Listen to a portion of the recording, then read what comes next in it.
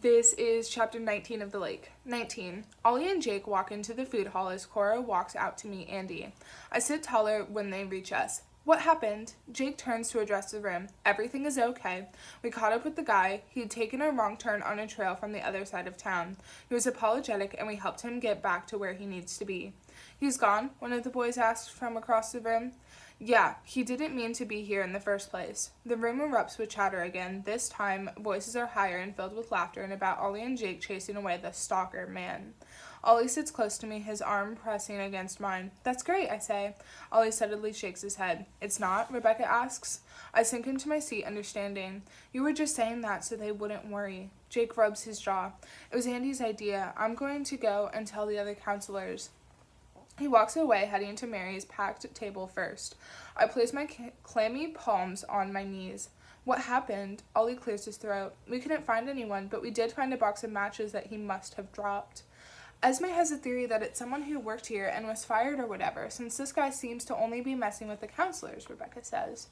Ollie glances at me, smiling. Good one, Esme. Cora is telling Andy.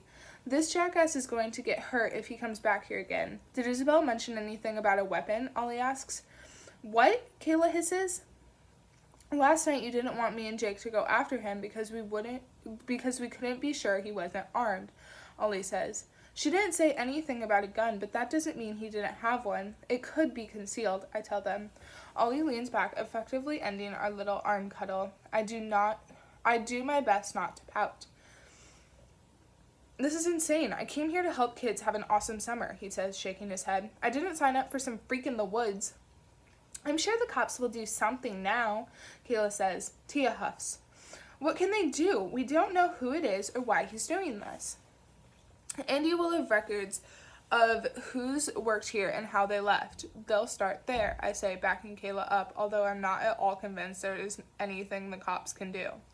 We have 2 sightings of a man, one of which was uncertain and possibly a treat. We can hardly say we were chased through the forest at 1 a.m. by someone taking our picture.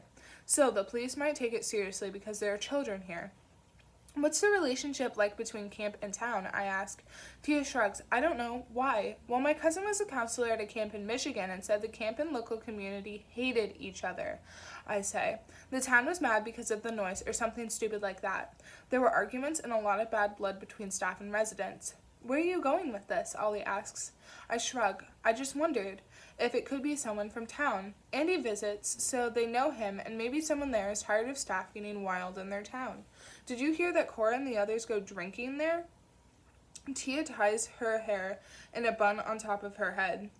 Ugh, I wish we could go drinking. I ignore her. Maybe someone has a grudge against Andy? Ollie leans forward. Maybe. He doesn't sound like he believes me, but it's totally plausible explanation for the strange things happening around here. So is Lillian. What do you think? I ask him. I have no idea, Esme. Ollie looks away toward the table of food. I need something to eat. I watch him with narrowed eyes as he gets up and walks away. Rebecca's eyes slide to Ollie's vacant chair to me. That was odd. I turn to her. What do you think? Well, I think the same as you. Maybe someone in town is annoyed with the camp. We're close to town. They can probably hear us sometimes. Smell smoke from our campfires if the wind is in the right direction. We should find out if there's a grudge. Maybe Andy has been invited to town meetings or something, I say. How would we find that out? She asks. Tia rolls her eyes. We ask him. Such a simple response. I vote Esme has that discussion with him, Kayla says. Why me? She arches a plucked brow. You're the one who's going full Sherlock. I'm not, I defend weakly. Don't you want to know who's behind the graffiti? I can sleep without knowing who's been turning innocent pranks creepy.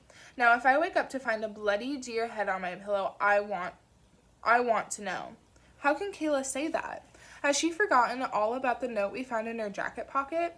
Despite my best attempts at distracting myself with theories, the more I think about it, the more I think Lillian is behind this. Why else would this all be happening now?